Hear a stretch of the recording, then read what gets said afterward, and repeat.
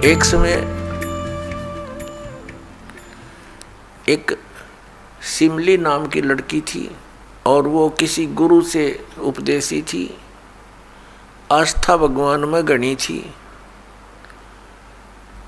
और प्रारंभ से ही ये ऐसा रहा है कि जगत और भगत का आपस में मतभेद बना रहा, और जिस कारण से भक्तों को बहुत कठिन यातनाएं सहन करनी पड़ी। संसार की रीतियां, सांसारिक जो परंपराएं हैं, वो यहाँ इस काल के जाल में रहने के लिए व्यवस्थित है, एक व्यवस्था है। और जो लोग परमात्मा से परिचित नहीं है वो इसी में, इन्हीं में व्यवस्थित है। उस लड़की की बहुत आस्था थी।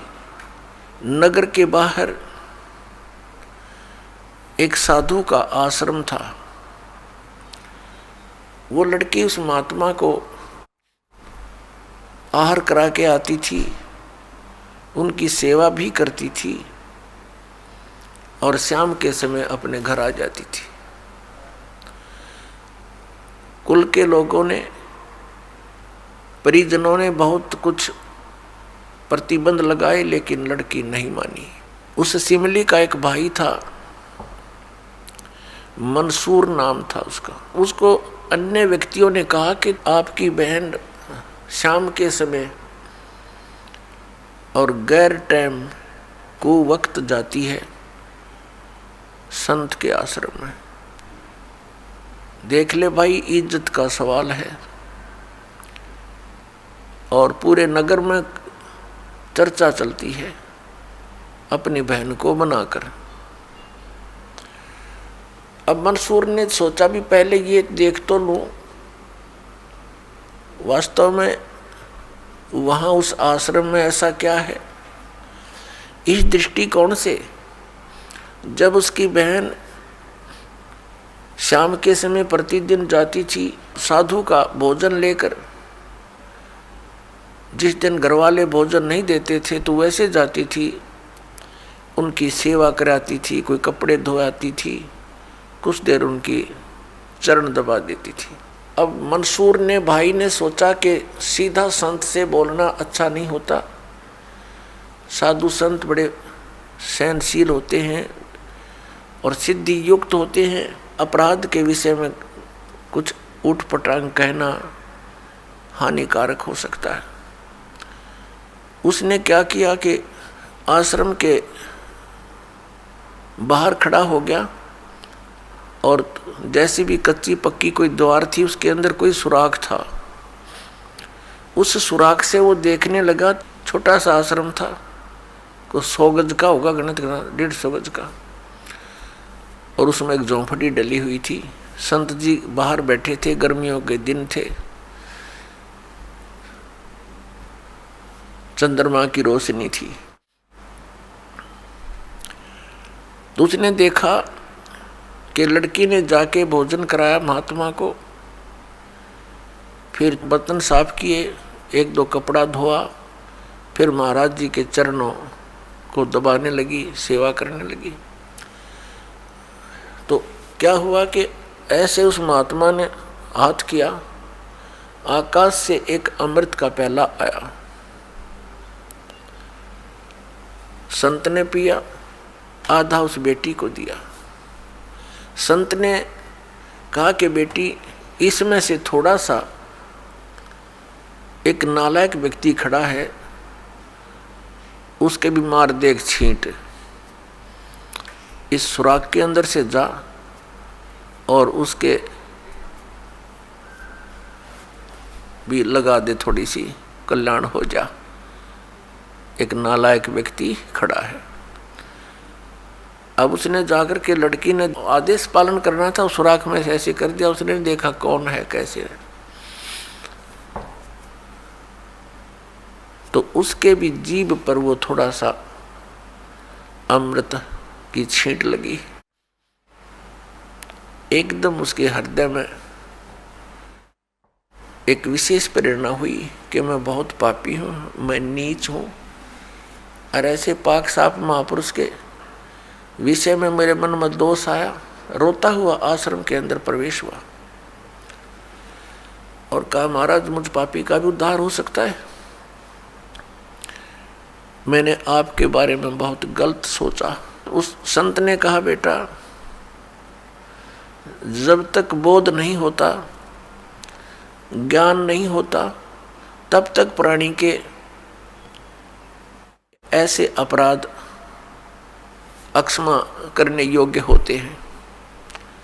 और बेटा कोई जानबूझ कर करोगे, दीक्षा उपदेश लेने के बाद आपके मन में ऐसा संत के गुरु के प्रति दोष आता है तो फिर आप पाप के भागी भारी बन जाओगे। काफी देर सत्संग सुनाया। प्रतिदिन वो भक्त अपनी बहन के साथ दिल्ली आने लग गया।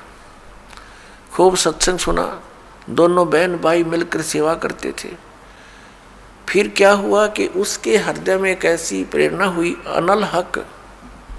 उस संत ने उसको एक मंत्र दे दिया, अनल हक, कि इसका जाप किया कर। अपन आत्माओं, पिछले पुण्यकर्मी प्राणी ही परमात्मा की खोज में लगते हैं।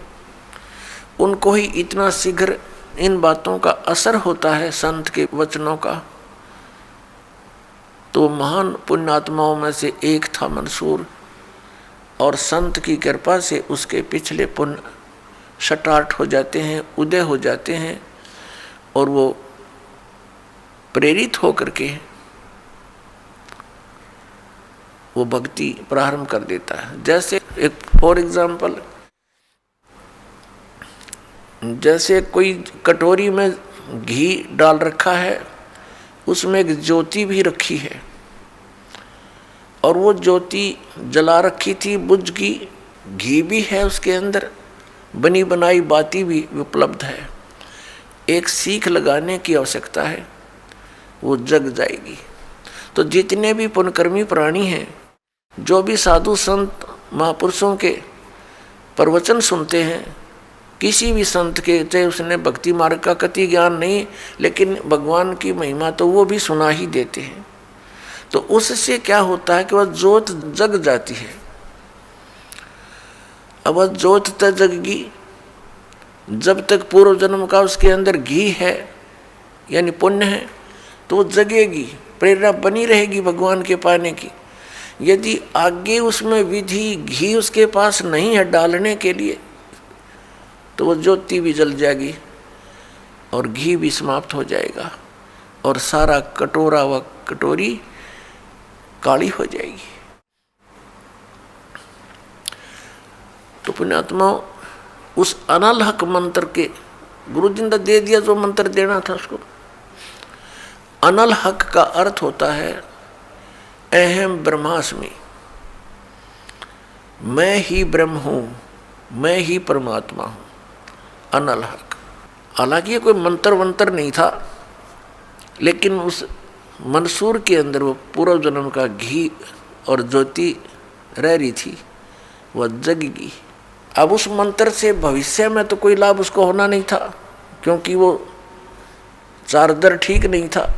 पूर्व जन्म की बैटरी से उसमें इतना प्रभाव था, इतने पुण्यों से, कि उसने अनल हक कहना शुरू कर दिया कि मैं ही परमात्मा हूँ। अब भोली आत्माओं, पुण्यात्माओं को जैसा भी गुरु ज्ञान देता है, वो तो दृढ़ होते हैं। गुरु जी ने 2 दूना 6 कह दिया तो वो 6 ही बोलते रहेंगे। घरवाला कहेगा, कोई उसको बताना चाहेगा, वो नहीं मानेगा, कहता नहीं मेरे गुरु जी ने ऐसे ही बोला। तो अबोध बच्चे ऐसे ही होते हैं। इस बात का ज्ञान पूरे मुसलमान धर्म में हुआ, क्योंकि वो मुसलमान धर्म से संबंधित था, और मुसलमान धर्म ये मानता है कि जीव ब्रह्म नहीं हो सकता। वैसे तो जीव ब्रह्म हो ही नहीं सकता, ये तो अंडरस्टूड है। जीव तो ब्रह्म है ही नहीं, ब्रह्म अलग है, जीव अलग है। ब्रह्म मीन भगवान, जो जीव का भी उत्पत्ति करता है। लेकिन मुसलमान धर्म ये मानते हैं कि पृथ्वी पर परमात्मा नहीं आ सकता।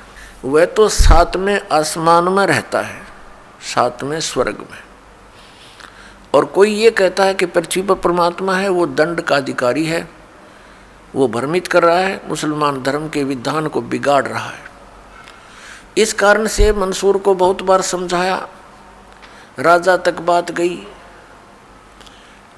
बहुत कुछ कहा लेकिन नहीं माना, अनल हक करता रहा। उसको कहा कि तू ऐसा मत बोल। अब साधु को तो कोई बोल नहीं सके था कि वो क्या मंत्र दे रहा है, लेकिन पब्लिक के अंदर जब बात आ जाती है तो वो अपना पूरा जोर शोर से विरोध करते हैं।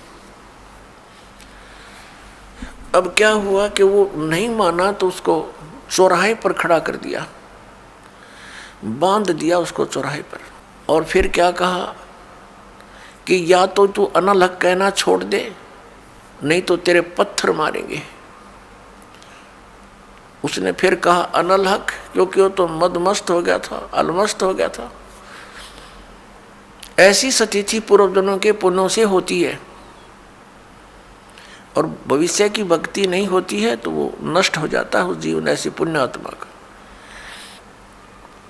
तो उसको सजा दी गई कि पूरे नगर के व्यक्ति इसको पत्थर मार मार के इसका वध करेंगे। ऐसी सजा दें ताकि और भी कोई ऐसी हिम्मत ना करे।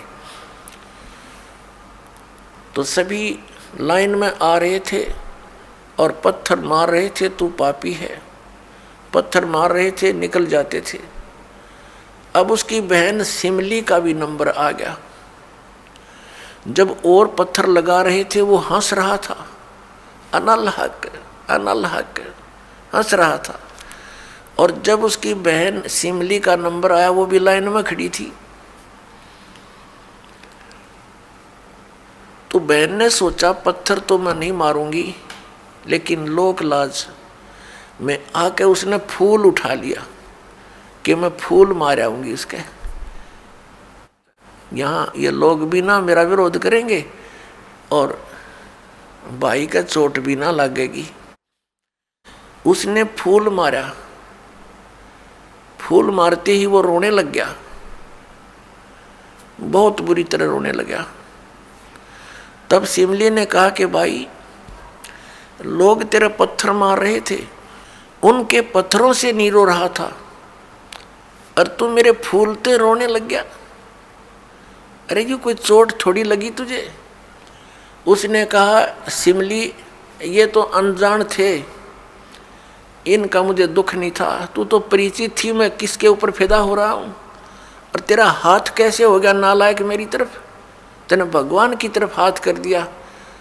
मैं भगवान के लिए ड्यूटीड हूँ और तूने क्या समझा फिर ज्ञान को? न्यू रो रहा हूँ, तेरा जीवन बर्बाद हो गया, तूने ज्ञान समझा नहीं बहन। तेरे फूल का मुझे इसलिए दर्द हुआ, तू तो परिचित थी इस बात में। उसके बाद नहीं मरा वो पत्थरों से, कहने लगा या तो कहना छोड़ दे अनल हक, नहीं तेरा हाथ काटेंगे। उसने कहा अनल हक, हाथ काट दिया। फिर कहा दूसरा हाथ काटेंगे या बंद कर दे, अनल हक। तेरी गर्दन काटेंगे, बंद कर दे, अनल हक, काट दिया। अब उसको गाड़ा नहीं, मुसलमान धर्म में नीचे दफनाते हैं जमीन में, उसको सवा कर दिया काफिर समझकर कि काफिर जलाए जाते हैं, उनकी सोच है। और उस राख को जल में फेंक दिया कि इसका नामो निशान मिट जा दरिया में। कहते हैं वो राख भी, ऐस भी, वो बबूत भी अनल हक अनल हक अनल हक करती जा रही है। और 1000 मंसूर बनकर गलियों में घूम रहे हैं। सबने दरवाजे बंद कर लिए, टट्टी पेशाब निकल गया, लोगों का घबरा गया, ये क्या हो गया? भगवान का भगत था, ऐसा हो कर दिया इसके साथ। तो पुण्यात्माओं, अब ये ज्ञान है, तत्व ज्ञान है, इसको बहुत गहराई से समझना है।